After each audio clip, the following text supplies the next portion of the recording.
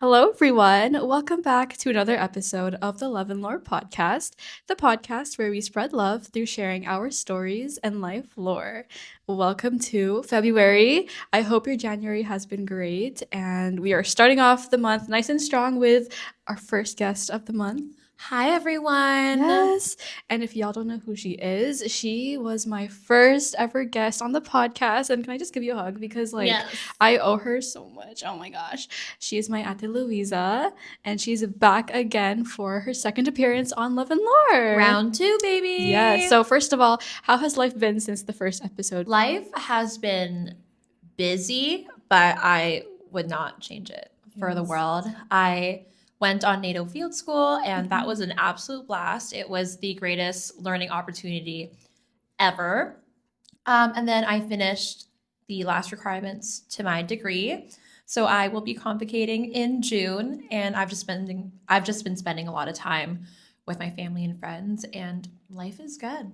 Yes, she's been popping off, and I'm just so happy for her. And if you want to know more about her NATO field school experience, I do have a post just for her. You just gotta scroll down a bit, but it shows all her pictures and all the things she's experienced, and I'm so proud of her. For the month of February, I was thinking we could do lots of Valentine's Day themed stuff and just things about love, self-love, love and lore. We're gonna be talking about her love and lore today. A lot of lore. Yes. I think this is so cute because she's like a big sister to me. So, and as someone who doesn't have a lot of experience in romance and all that stuff, I think this would be a really nice way to learn about stuff, get some big sister advice or big cousin advice in this case. Growing up as a kid, what has your relationship been with love, and what has been your point of views on love? Growing up, I genuinely had such a good household example when it came to love, especially when it came to marriage.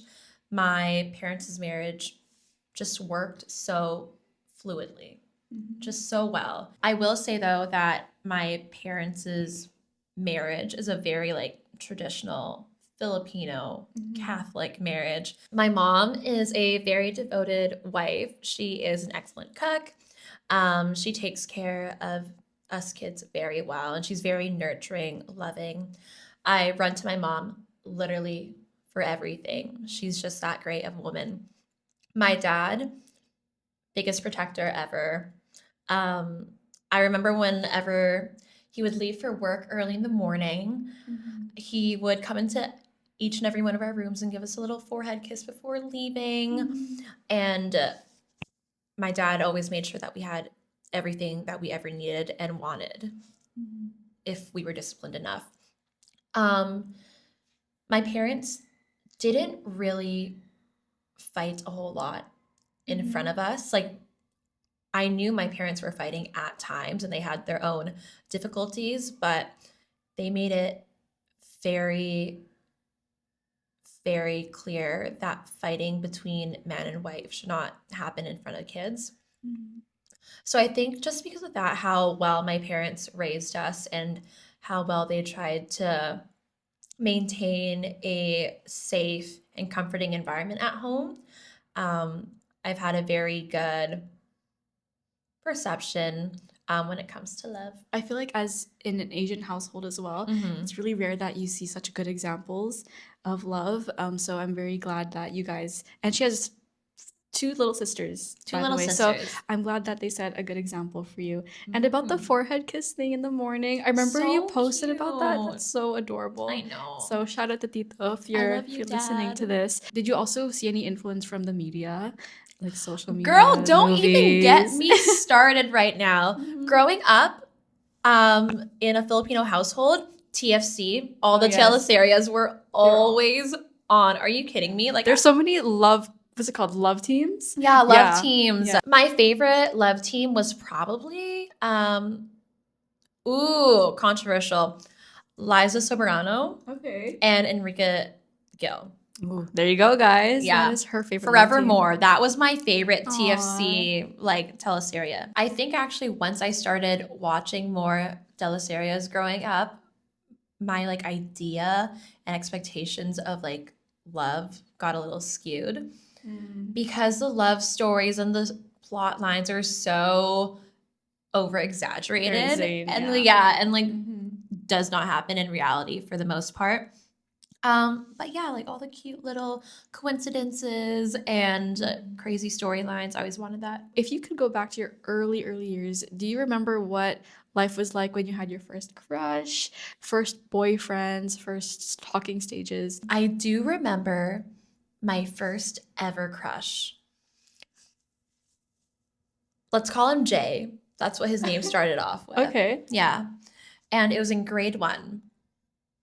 He was the only other Filipino boy Aww. in my like grade 1 class. Mhm. And I didn't go to an elementary school where there were like a lot of Filipinos Mhm. at all. And like he kind of looked like this like one Filipino actor. There's like this child actor who looked just like him Okay. in the Philippines. And I was like, oh my gosh, this guy is absolutely gorgeous, like so cute, blah, blah, blah. He got me a special Valentine's Day card. No way. Yeah. And like everyone got a generic Valentine's Day card that year. He like drew extra hearts on mine. Damn. If he wanted to, he would. Exactly. Oh my And I was like, oh gosh. my gosh. And he wrote like a really long message That's so to cute. me saying that he thought I was super cute and that he liked playing grounders with me on That's the best playground. compliment, guy. And I was like, oh my gosh. And the funniest thing ever is that he actually also ended up studying poli-sci No at way. SFU. No way. Is he still in the picture? Like, No, he's not in the picture anymore. Okay.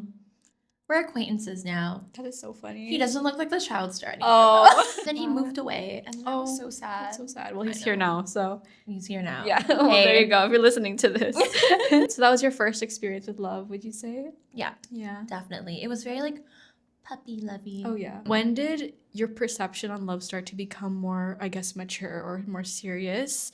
And you could even talk about your first, like, if you had your first serious relationship in high school or any experiences after elementary school and like when you started to really mature and think about love more seriously. If I'm gonna be completely honest, I don't think my maturity when it came to relationships actually started happening up until right after my 3-year relationship ended, which was 2 years ago.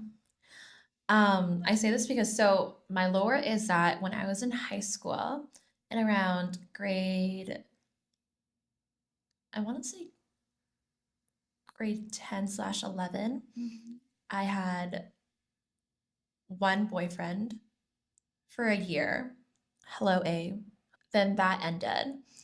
And then a couple of months later, I started dating my ex-boyfriend of 3 years. Hi, C. Hope you're doing well. And yeah, so I had 2, like I would say like relatively like long-term relationships in high school. Like that's 4 years out of the 5 years of my high school life, like being in relationships. And they were so not mature at all. And I definitely take accountability for how immature it was. Because when you're in high school, no one really takes relationships like very seriously in terms of like, you know, having emotional like intelligence and actually setting up your relationships for success. It's a lot of just like thrill and excitement being in a relationship. So when it came to the standards that I set for those 2 relationships in high school, they were very surface level and not great at all. I was very much into like the whole like, oh, you have to show me off on Instagram all the time. You got to take me out on all these dates, get me all these gifts, blah, blah, blah, blah, blah. And like actually building the emotional connection wasn't necessarily there. It was very like surface level, even though these relationships ran for like a year, 3 years. I think my like maturity when it came to relationships actually started to settle in when I started dating my most recent ex-boyfriend. And I honestly think he helped me a lot with becoming a more mature girlfriend. We did have a bit of an age gap. He was 24, 25, Mhm. and I was 20 when we started dating. And at that point, he had already been in like two very serious relationships. And Mhm. I think they were quite mature from what I've heard from him. Mhm. And then all I've ever had were high Oh, school yeah. There's that relationships. big jump. I can see. Exactly. Yeah. There's definitely like an experience gap when it came to Yes. relationships. And he made that very known to me that, hey, Louisa, like you might want to reconsider your expectations when it comes to our relationship because all you've ever had, like prior to this one, were very juvenile, immature relationships.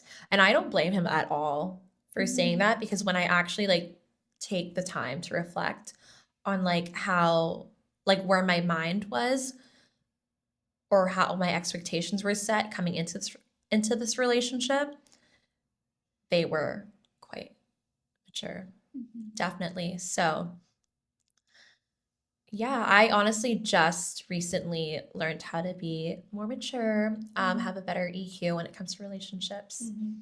Thanks, Jay. About the whole jump, so did he give that kind of warning before you guys made yourselves official? Or was it more recent that he brought that up? I think it was like an ongoing discussion Mhm. for the first like half of our relationship. Mhm. Yeah, because I think a lot of our disagreements were started by me Mhm. because I had these very surface level materialistic expectations. Mhm. I don't say that like as in like I was trying to like dig for his, can I swear on here? Yeah. Motherfucking money. No. Mhm. It was more so like I always wanted to go out on a date or Yeah. like, you know, do a trip like once or twice a year type of thing. And it was very like, ugh, I don't even know how to explain it. Mhm. It was very like I wanted the ideal relationship performatively. Mhm. You know what I mean? Like Yeah. always wanted to be posted up somewhere, always wanted to be on a cute dinner, get ready, always shown off. And that's when I realized that like my EQ actually was not all that Mhm. great. Were you ready to jump into this whole different perspective on relationships? No, not entirely when I started dating my most recent ex-boyfriend. Because I was so used to the immature type of relationship. That was like all I ever knew for 4 years. And because like those expectations were okay with not just my first ex-boyfriend, but also my second one, I thought that was how things were meant to be. Yeah. And that's how relationships were. Mhm. Um, so it was honestly really difficult getting into my last relationship, where the dynamic and I guess the outlook on what's to be expected in a relationship was so difficult. Mhm. It was really, really hard. And that was probably our biggest difference Mhm. when it came to our relationship. It was not about like religion, politics, money, or anything. It was that really big gap when it came to Yeah. expectations. We've now been able to kind of see a timeline of how you've looked at relationships from when you were younger to Mhm. currently. So yeah, again, thank you for sharing that. It's not easy to talk about your relationships online. Now, currently, what do you look for in a partner and how has that changed since when you first started dating? Honestly, before, probably like before now, I didn't have like a long criteria list when it Mhm. came to like a boyfriend or a partner. I was basing it off of, to be quite frank, just straight vibes. Like Okay. honestly, straight Yeah. vibes. Because one, I guess personality is a really big thing for me and having the same banter and humor. Um, but didn't really consider long-term factors. For example, my first ex-boyfriend and I, absolutely nothing in common. Really? Yeah, Okay. I have no idea. I think I honestly might have accidentally gotten into that relationship, Oh, wow. to be like super serious right now. Mhm. My second one, this is really bad. This is Oh, really no. bad. I think I really liked his kindness. Mhm. That man was the nicest man to me ever. Like, Mhm. I'm not gonna, oh, for the record, I'm never gonna bash any of my exes on here. Period. Um, but he was the nicest man ever, and I think that's what got me to really like him. But there are so many differences when it came to religion, politics, family dynamic, and everything. It just wasn't entirely compatible with who we were as people. And then when it came to my most recent ex boyfriend, I think we actually got along Mhm. pretty well. Pretty similar views on life and politics and morals. He was also Catholic. That was the cherry on top for me. He was also Catholic. I'm very big on my religion. So him being Catholic was like an indicator that this potentially could be end game, Mhm. because religion is something I will never budge on. And I really liked how his family was also very Catholic as well. Mhm. And then we have like some things in common. Like we like to travel. Um, we both love to sing. The cutest thing ever is that he actually got into karaoke and singing once we started dating, which is absolutely adorable. Mhm. And just like a lot of stuff. We like Yeah. going out to eat, trying crazy food, all these things. Um, but I think one really big factor that we cited multiple times in our decision to break up was that we are currently on two very different life paths, amongst other things. But I think that is a really hard pill to swallow when you genuinely love a person so much and you guys get along very well, but you guys are also two separate people with your own lives and dreams. And there are just way too many obstacles or logistical issues when it comes to being together. Mhm.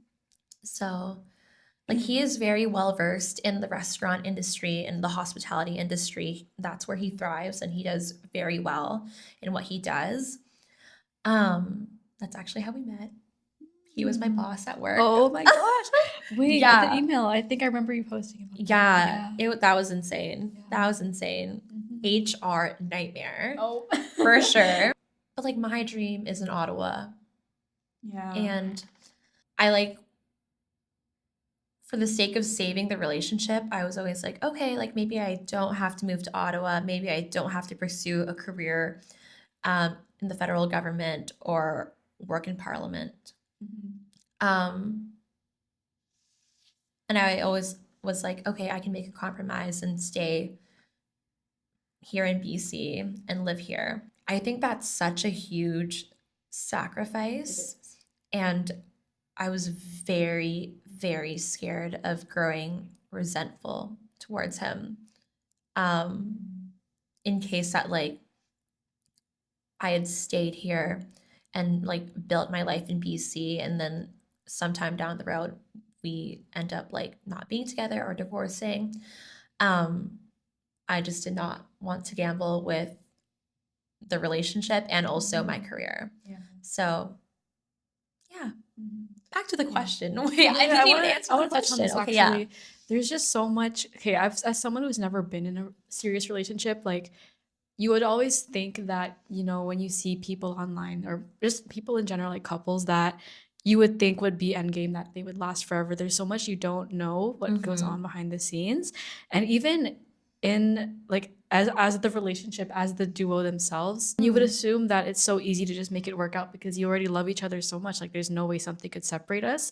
But when you really take into account your career, yourself, and that resentment towards him, because let's say you did end up living in BC and something does happen, you had this whole life in Ottawa that could have been yours as well. So you got to take that into account. There's just so many things that I didn't realize could go south. Right. Definitely. So, yeah, thanks for sharing that. So, over the years with all your dating experience, would you say you have a better vision of what you look for in a partner? Definitely. And I think my most recent relationship like solidified what I am looking for. I'm just gonna start listing out. Period. I'm just gonna start listing out who happen to like, check all the boxes. Yes. My Instagram will be down in the caption or Oh, yeah. something. Oh, yeah. I'm getting nervous. My future husband's probably watching yeah. this right now. Okay, it's gonna go like very like shallow and then like, in depth. Right. At least 5'11". I think I'm 5'5", 5'4". I don't know. There's a ongoing debate between me and my sisters about my height, so we're gonna actually settle it with a tape measure soon. Okay. But I wear heels all the time. I'm always in heels. Yes. And like I don't want to be the same height as my partner So valid. when I'm wearing my heels. So yeah, at least 5'11", preferably 6'1". Okay. I don't have a preference when it comes to like race. I'm obviously like attracted to like some races more than others. It's the Filipino and the white boys for me. Religion is a big one though. Like I said, I am never doubling down on my religion. I'm not negotiating on it. Catholic. Must be Catholic. Family oriented. For sure. I definitely need that because I come from a very like, I wouldn't say like the most super tight-knit family, but we have a family group chat that goes off every hour. I see the group chat sometimes too. Yeah. Yeah. And I would like to say I'm the family manager for my immediate family. So I'm always trying to host like dinners or parties. You've seen my invites to birthday parties. Yeah, she goes so hard. Yeah. I go hard. So I would want a partner who can easily integrate themselves into my family and be comfortable. That's another thing that like my ex-partner was very, very good at. And that made me love him even more. Because if you can love my family, like I will love you. And then I guess there are like logistical things as well. Like I would hope for my partner to be in the same city that I'm in, which is hopefully Ottawa. I haven't moved to Ottawa yet, but I'm like speaking it into existence. Like it's going she lives there to happen. Yeah, It's going to happen. I'm going to live in Ottawa. I don't know if this is bad to say, but like I would want someone in like a similar career field as me. Because I want to feel understood when it comes to my busy schedule and the things that I have on my plate. Yeah. She is so busy. So busy. Yeah. I will say that there is one man. I have a huge crush on someone right now. Okay. Like giant, huge, like it is like debilitating. He's like 6'1", Filipino, great style from what I've seen. Works for the government, graduated UBC, Catholic, lives in Ottawa, literally my list. Loves How I Met Your Mother, and just like, yeah. The thing is that I literally met this man at the most horrible time ever, like right after my breakup. So from what I'm hearing, this is literally your list. Does he know? Like, are you guys talking right now? No. Okay. It'll just be like my crush from afar. When it comes to standards, have you always had very high standards? I honestly didn't really have that high of standards when it came to a partner, which is so bad to say. Um, but I had very high standards when it came to the actual like relationship, which is so bad. I think this directly comes from being very like immature, especially in my first two relationships. Um, I was all about the like, oh, you have to reply to me right away, or we have to go out like X amount of days a week and do all these crazy things, blah blah blah. When it came to the performative side of a relationship, it was quite high, but when it came to like actually growing a partnership with your partner, I didn't really have that high of standards, unfortunately. I think that's definitely changed now. When reflecting back on my most recent relationship, I feel like I had those things totally flipped. I definitely should be prioritizing like building a very good partnership with my partner when it comes to understanding each other, their strengths, their weaknesses, their points of like sensitivity, um, their triggers, um, their love language, especially, and just having a solid foundation. I think in the next relationship that I get into, I hope to focus less on, the performative part of the relationship and focus more so on understanding and loving my partner. That's not to say to never go on dates and to never go on trips and do all this fun, crazy, wild shit with them. But I think there has to be a better balance in my next relationship when it comes to that.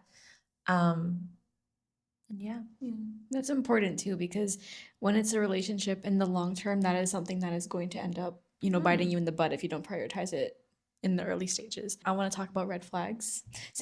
Oh, Since you did talk about your type and what you want, what are things that you are really like, nope. What are things that you see as red flags? I think being way too dependent on your friends and not being able to form your own opinion when it comes to what actions you should take. When it comes to mitigating conflict in a relationship, I think that is a super big red flag. If you can't, problem solve your own relationship, I don't know where I was going with that sentence, but I just think that you should be able to think for yourself when it comes to your own relationship and just not always ask your friends for help. Obviously, that's not to say that you should never have people in your own corner and have people there to talk to when things get hard. But I'm very big on your issues with your partner stay between you and your partner. There should be a level of like respect for confidentiality in a relationship. Um, and I think that is something that's not always honored nowadays. So that's another red flag of mine. Yeah. Honestly, if you are following people on Instagram who don't follow you back, especially when it comes to the opposite sex, um, or of who you're attracted to, I think that's a very big red flag. Like if a guy is following like 20 girls who don't follow them back or follow him back, I think that's just a little iffy. I'm not a fan of that. Or if they just honestly, I'm gonna say this, I'm gonna be so for real. One of the biggest red flags for me is if a guy has no motherfucking motion, okay? If he is just a bum sitting on his ass day and night, not making any big moves for himself, like I think that's such a red flag because how are you supposed to grow as a person But also, aren't you just going to be jealous of like your partner when they have crazy motion and are like achieving their life goals? I'm very, very big on that. Like, if my man has no motion, sorry, Yeah. go set a goal or something. Yeah. Because I know you're a very ambitious person. And I think Yeah. also for me personally, like having goals, having ambitions, and doing something with your life, having a routine, not waking up at like 11 a.m., that is attractive because it shows that you are willing to do anything and you're not dependent on anyone. And you can also grow really insecure if you're not doing anything and your partner's out here doing so much. And that can lead to a lot of issues later on in the relationship. So that's a great point. Yeah, Totally. ambition, and it aligns with you because you're a very ambitious person. So Yeah.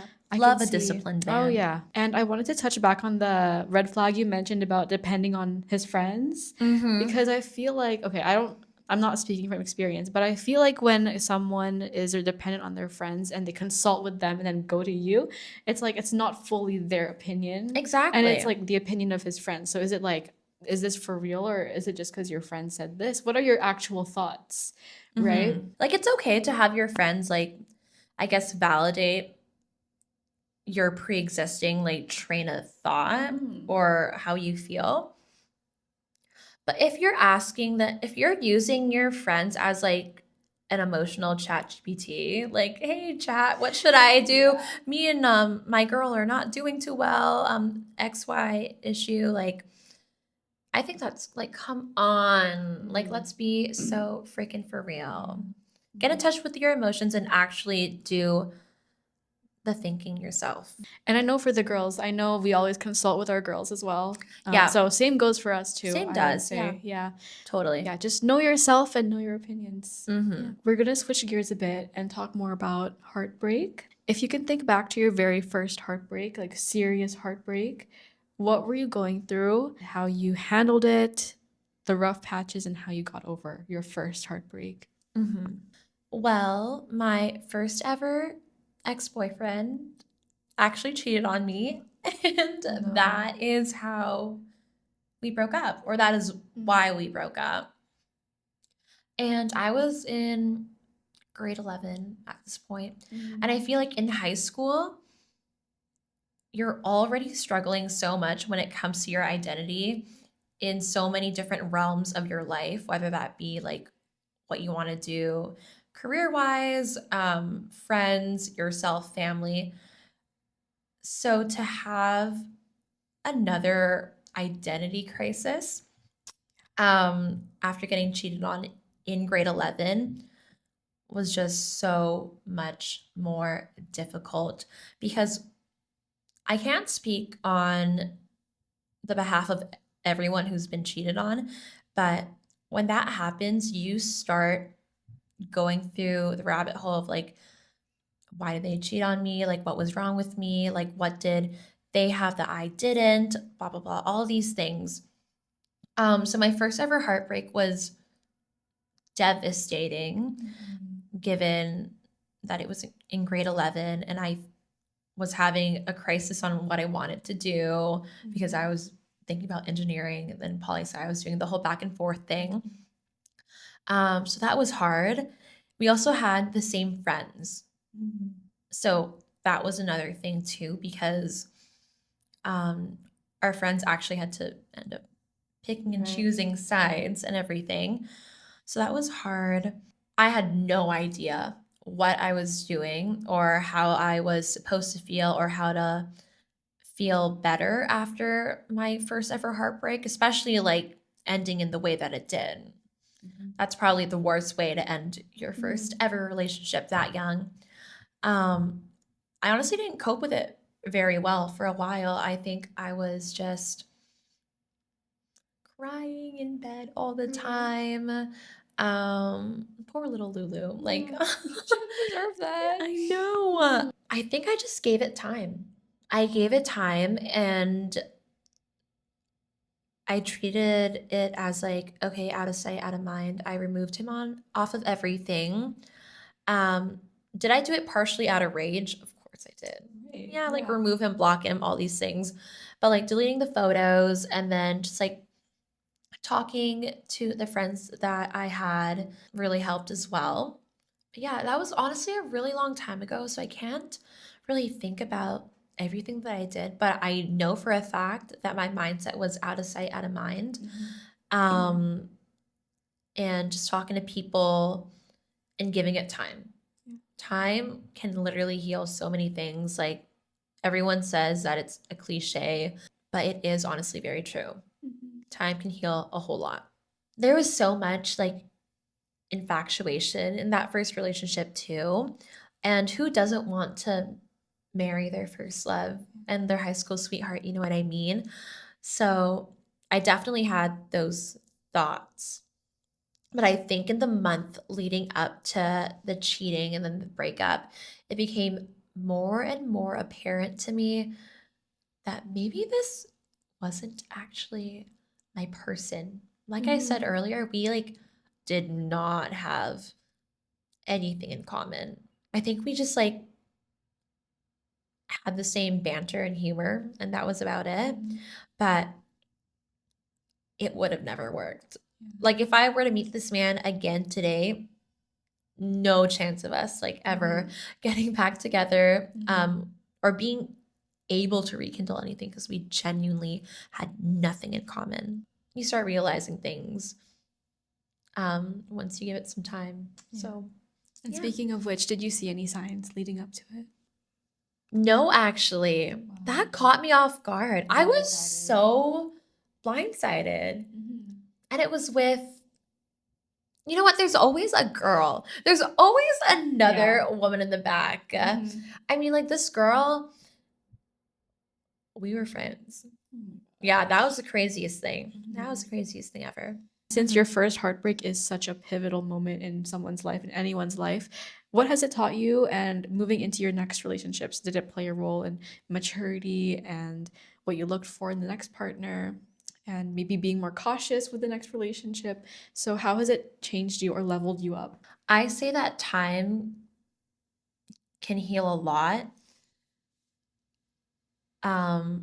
Looking back at everything, I actually did not have that realization until very recently. I unfortunately would call myself a serial dater. Because I've always been in a relationship. Any friends that like know me from since like grade 10 know that I have always been in a relationship from grade 10 up until October of last year. Yep. There wasn't a whole lot of time between my first ex-boyfriend and then my second ex-boyfriend. And then this is a little insane, but the time between my second ex-boyfriend and my most recent one, I just want you to guess. I really hope it's not like a week apart. Oh, no. Okay, it's not that bad. It's not that bad. A month or two? Yeah, like a month and a half. Oh my gosh. I know, which is like, ooh, that was not good at all. But what I'm trying to get at here is that like I'm saying that time can heal a lot because I'm looking at my relationship history. And every time I have gotten into a relationship, it was so soon after the last. And I definitely was not fully healed. Going into relationships. That's why I really want to give myself time right now.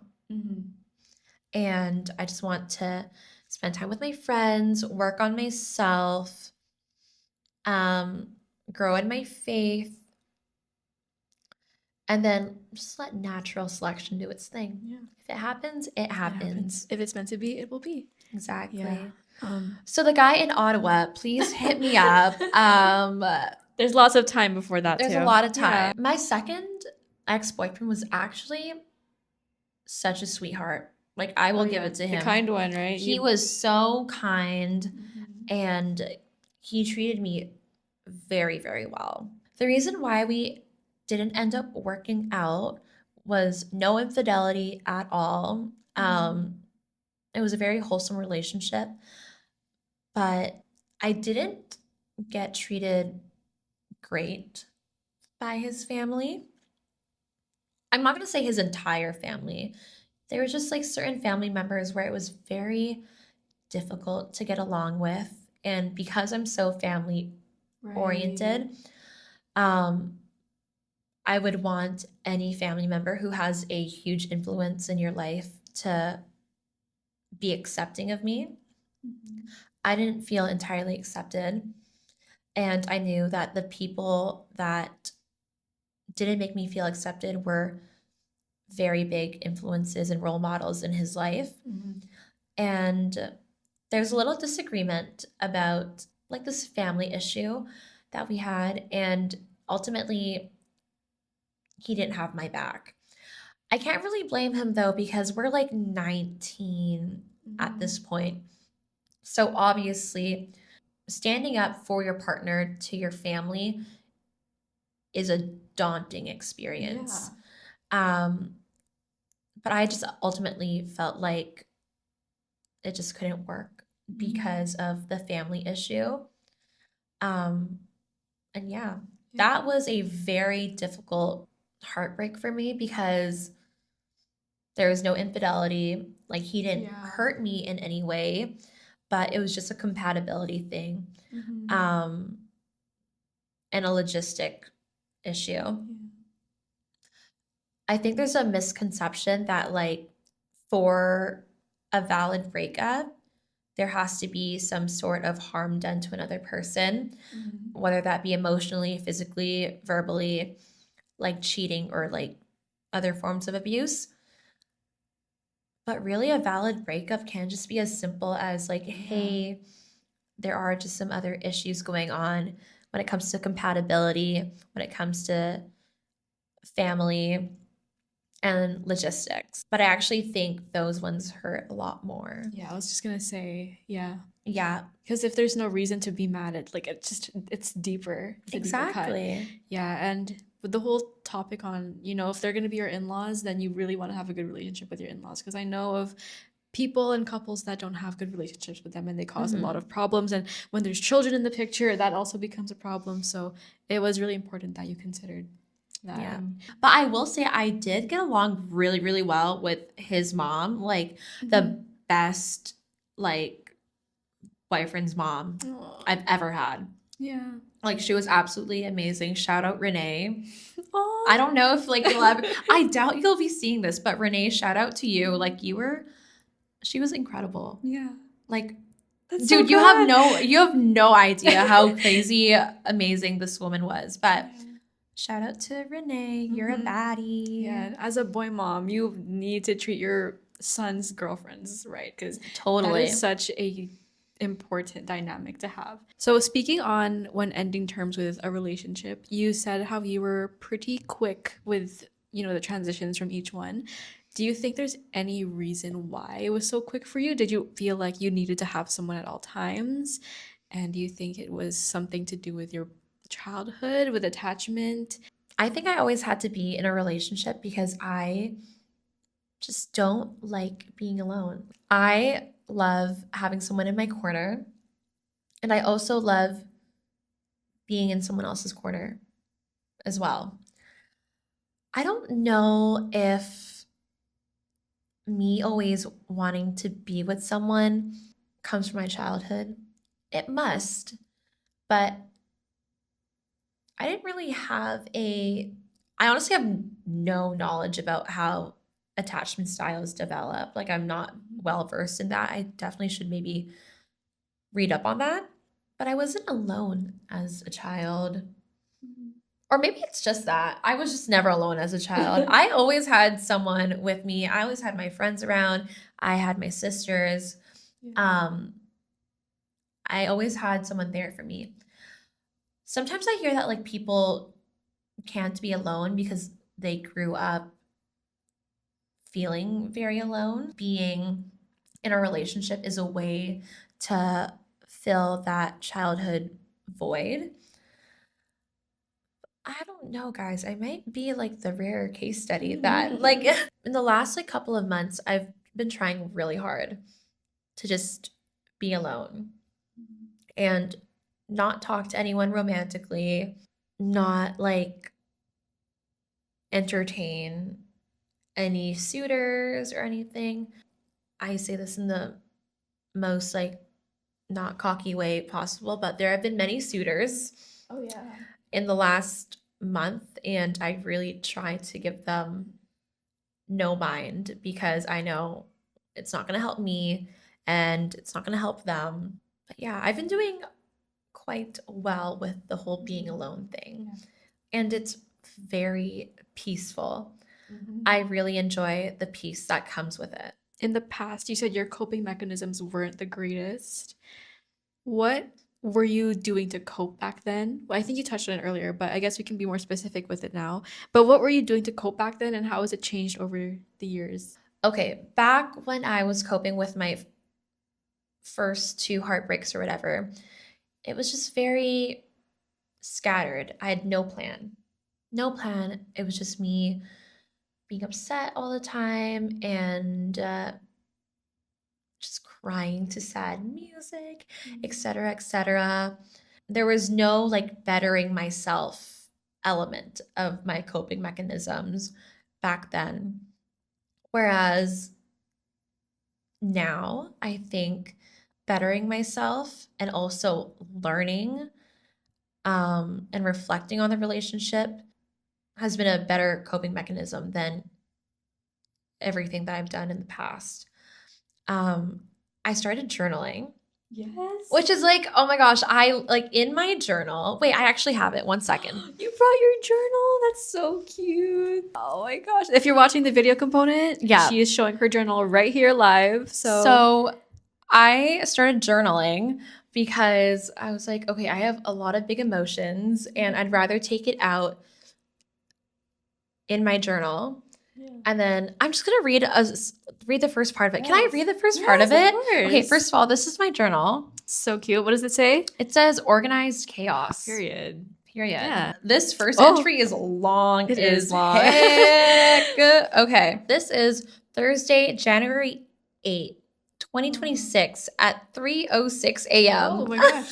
I said, Hi. Hi. I decided that today moving forward, I will try to journal my thoughts and feelings. I never wanted to journal because, TBH, I think it's kind of cringy and low key performative. But recently, I've been going through a lot of emotions and very big ones. So it'd be nice to document how I feel to see my growth when looking back in the future, in brackets, hopefully. And then I go on from there.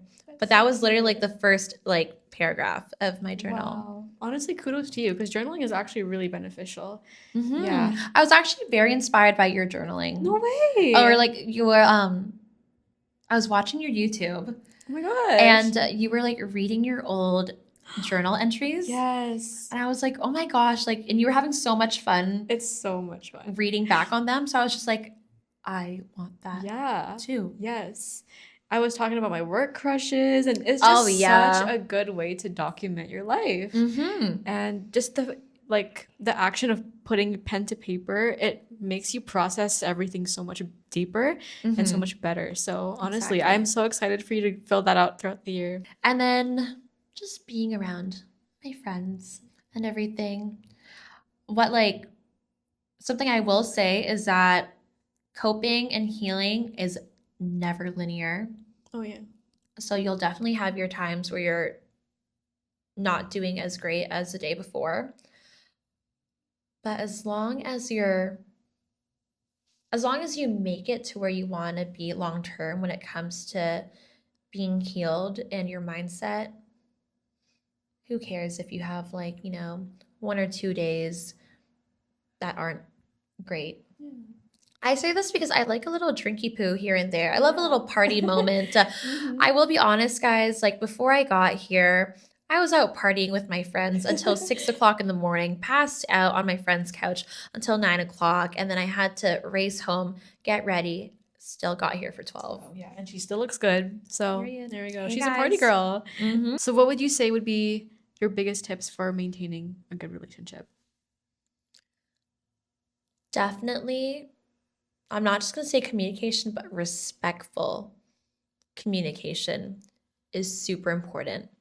Once you realize that you two are separate people with your own thoughts and opinions, it makes the want and need for communication a lot stronger, because I don't know what my partner's thinking. I don't know how he actually felt about this situation at the family party, or I don't know how he feels about like this big jump I'm about to make. So I think communicating openly and respectfully, no name calling, no yelling, no manipulation tactics, is absolutely vital. And then I think the biggest thing for a healthy relationship as well is to still live your own lives. You should be able to build a life together while still maintaining your own individual ones, if that makes sense. For example, when you two are together, whether that be at home or on a date, be present in the moment with your partner, and just live out that time that you guys are spending together. But when you guys are apart, doing your own things, running on your own agenda for the day, it's important to focus on that as well. My biggest thing with my most recent relationship was that I really made sure that when I was in school or at my government job or studying, um, I was locked in with what I was doing. Like my mind was absolutely zoned in. But once I got home and once we were together, it was put the phone down, ask about your day, spend time, cook a meal, and yeah, Mhm. I feel like all the time that you spend with your partner should be quality time. That is really important. I had a very big issue with my partner not being present when we were together. Like it was a really big thing for me. I was like, oh, babe, Yeah. put down the phone perchance. That's also really important to maintaining a healthy relationship. Yeah. Is to make sure quality time is actually quality time. There was something that she brought up to me when we were discussing the episode, which was your ex not being the villain, and a very important point of taking accountability. Mm-hmm. So yeah, I wanted to give you the room to share about that as well. Oh, absolutely. I think something that's very common when it comes to people discussing the relationship ending is that they portray their ex as the villain, as in like so and so did this to me, he did that, blah blah blah blah blah. But very rarely does anyone actually talk about, I don't want to necessarily say the wrong that they did, but what they had done to contribute to the breakup. And I also am very big on not talking shit about your ex partners. I hope this is like evidence of that. I always try to be the most respectful as possible. Since the breakup, I did do my own fair share of reflecting of what I had done to contribute to the breakup. And my ex and I have had conversations about like why our relationship was ending beyond like the logistical stuff. And I fully take accountability for all of that. I'll say that now, I've said it to him. Like, for example, one thing that I wasn't great at was showing gratitude for some things. And I'm glad that my ex like brought that up to me, because I think the ability to show gratitude and just be grateful for the little things is so important. Um, this directly stems from the fact that I had like very performative, like materialistic surface level expectations when it comes to like dates and everything. I just thought dates, trips, all the fancy schmancy things were a given in a relationship, but I never really took the time to like thank him for all the dates and thank him for the trips. Not saying I never said thank you, but it was like I could have been like more graceful towards him. There was a point in time where me and him got absolutely freaking busy, like trying our best to see each other, but we would only be able to see each other at home. There was no dates. I felt like there was no like maintenance in the relationship. But I forgot all the times that he did do all these like amazing things, like going out on fancy dates and going to nice trips. And then obviously, like when you don't show someone that you're very thankful for them, or when they feel not valued, that obviously can do numbers on a person. And I didn't entirely see that. I think that's really important to recognize you're also not a perfect partner. Yeah, it's important to realize that in a breakup, it's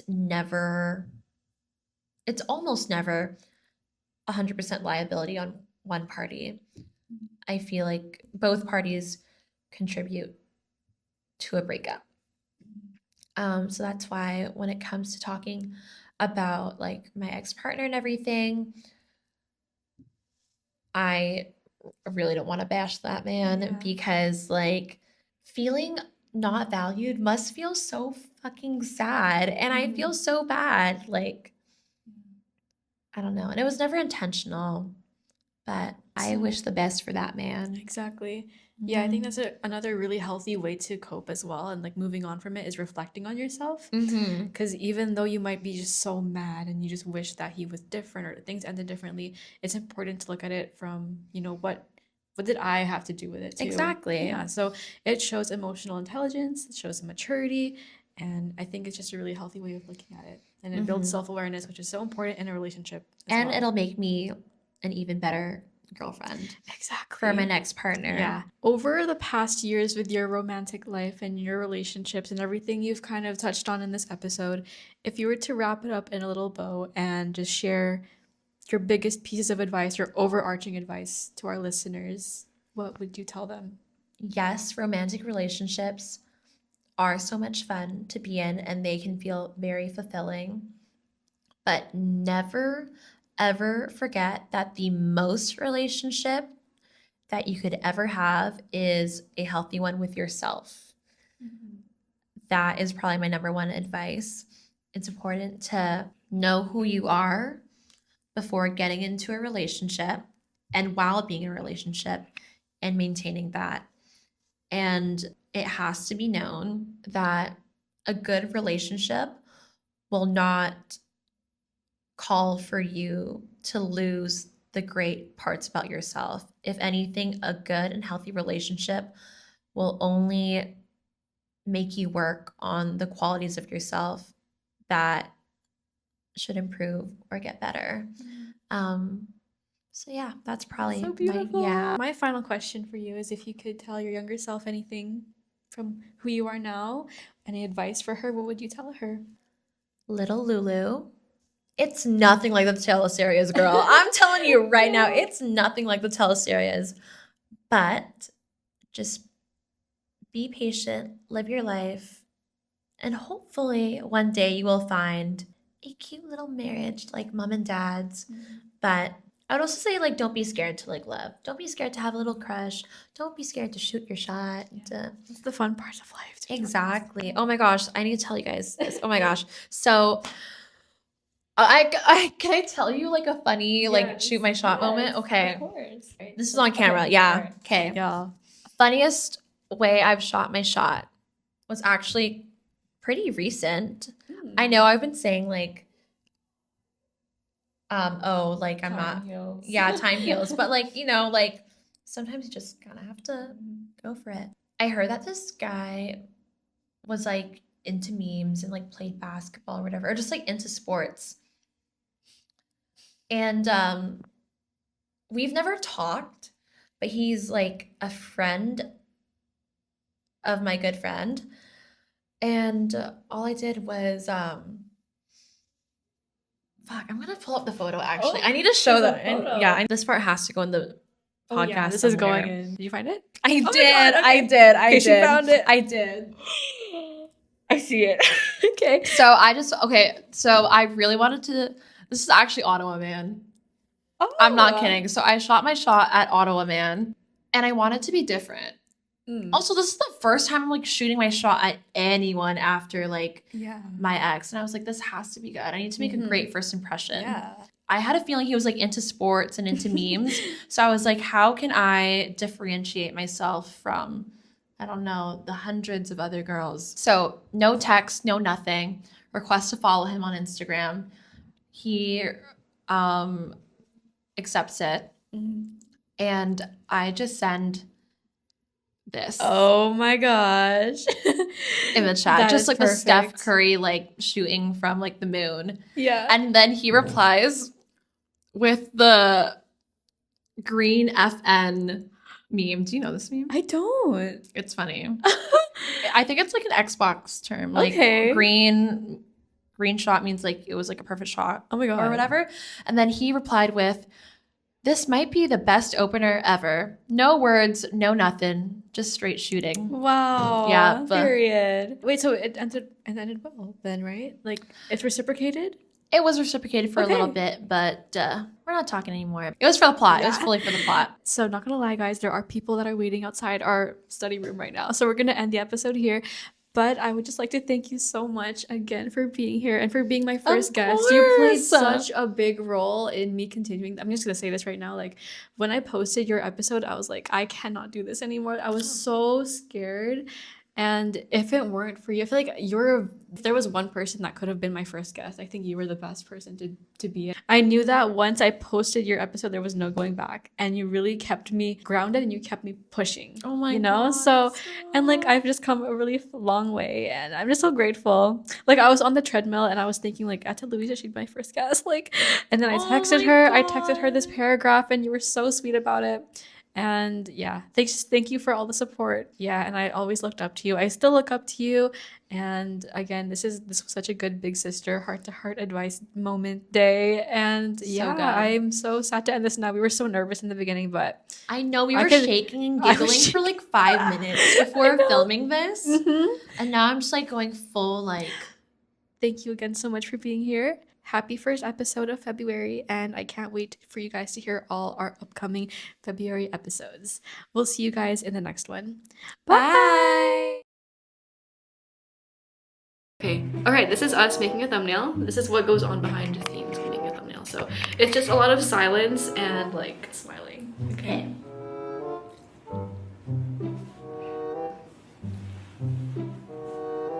Hi guys. So this isn't the official start yet, but we're just warming up and I'm really nervous. I don't know if I'll post this, but this is us before the podcast. I'm kind of quaking in my No, boots me right too. now. It's always right before I press record I get the most nervous. For the podcast. Yes. Tough. I turn it this way. This is my good side. Period. Yeah. Oh my god, this is so cute. Let's take some selfies on it as well because We should. I'll begin now. I'm really nervous. We'll closer to you. And if y'all don't know who she is, then where have you been? Exactly. Just kidding. So actually, can I restart that? I don't like how I did that. Hola. Sorry guys, this is another blooper. So how was your guys' day? Yeah, how was your day, How was guys? your day? I will say though that it's very like gender role. I don't think Traditional?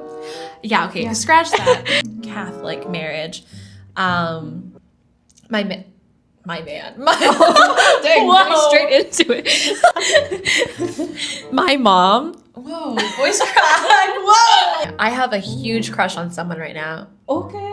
Like giant, huge, like it is like debilitating. And he's actually my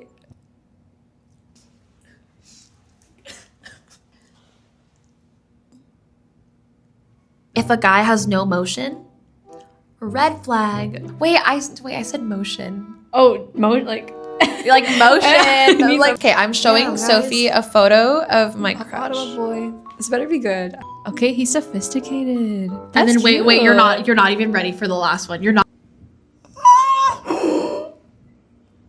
Stop it! What When I saw this dump, I literally had I woke up from my nap and saw that, and I literally like fell into a coma. Sorry, just like little end I of love the that. That's episode okay. lore. That's okay. Yeah, no, I like this. This is very Valentine's Day, isn't it?